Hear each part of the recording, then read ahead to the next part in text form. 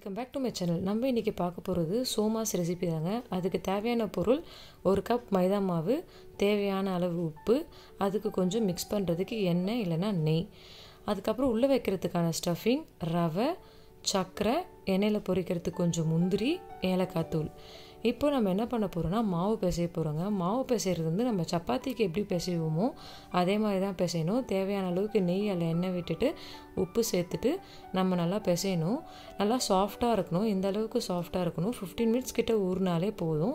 இப்போ அடுப்பில் ஒரு பேன் வச்சு ரவை போட்டு அதை நல்லா ஃப்ரை பண்ணணும். ரவை வந்து நல்லா கோல்டன் ப்ரௌன் ஆகிற அளவுக்கு வெயிட் பண்ணணும். இல்லை நம்ம உப்புமா பண்ணுவோம் இல்லையா, அந்த அளவுக்கு ப்ரௌன் ஆகி நல்லா ஆரமாக வந்ததுக்கப்புறம் ஒரு சின்ன கடாயை வச்சு எண்ணெய் விட்டுட்டு இல்லைனா நெய் விட்டுட்டு கூட வந்து நம்ம எடுத்து வச்சுருக்க முந்திரி பருப்பை வந்து நல்லா வறுத்துக்கணும். இந்த அளவுக்கு கோல்டன் ப்ரௌன் ஆனதுக்கப்புறம் நம்ம எடுத்து வச்சுருக்க ரவையில் நம்ம எடுத்து வச்சுருக்க சர்க்கரை, அதுக்கப்புறம் அந்த முந்திரி, ஏலக்காய் தூள் போட்டு மிக்ஸ் பண்ணணும். நம்ம எந்த மெஷர்மெண்ட் ஆஃப் மைதா எடுக்கிறோமோ அதில் பாதி ரவை, சர்க்கரை வந்து எடுக்கணும். ஸோ ஈக்குவல் அமௌண்ட் தான் வரும். 1 கப் மைதாக்கு 1 கப் ஈக்குவல் ஆஃப் ரவை அண்ட் சர்க்கரை எடுத்திங்கன்னா உங்களுக்கு ஸ்டஃபிங்க்கு வந்து கரெக்டாக இருக்கும். இப்போ வந்து நம்ம இந்த மாதிரி வந்து குட்டி குட்டி பால்ஸாக உருட்டி இந்த மாதிரி நம்ம சப்பாத்திக்கு தேய்க்கிற மாதிரி தேய்ச்சிக்கணும். தேய்ச்சதுக்கப்புறம் நமக்கு எவ்வளோ ஸ்வீட் பிடிக்குமோ அந்த அளவுக்கான கண்டென்ட்டை வந்து நம்ம அதுக்குள்ளே வச்சு சோமா ஷேப்புக்கு வந்து ரெடி பண்ண வேண்டியதாங்க.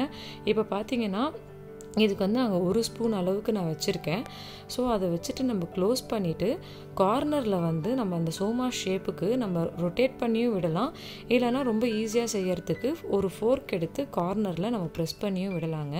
ஸோ அந்த மாதிரி பண்ணிங்கனாலும் உங்களுக்கு நல்லா தான் வரும். லைக் கொழுக்கட்டைக்கு ப்ரெஸ் பண்ணுற மாதிரி.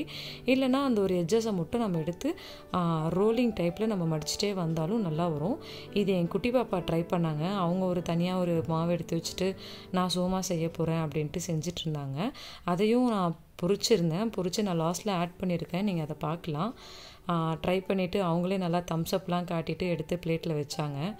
ஸோ அதுக்கப்புறம் நாங்கள் எண்ணெய் வச்சு பொரிக்க ஆரம்பிச்சிட்டோம். ஸோ நாங்கள் வந்து 2 போட்டோம். அந்த 1 கப் மைதாக்கு எங்களுக்கு டோட்டலாக 20 சோமாஸ் வந்துச்சு. ஸோ நாங்கள் எண்ணெய் வச்சுட்டு 2 பொரித்து எடுத்ததுக்கப்புறம் எங்களுக்கு சுவையான சோமாஸ் வந்து ரெடி ஆகிடுச்சுங்க.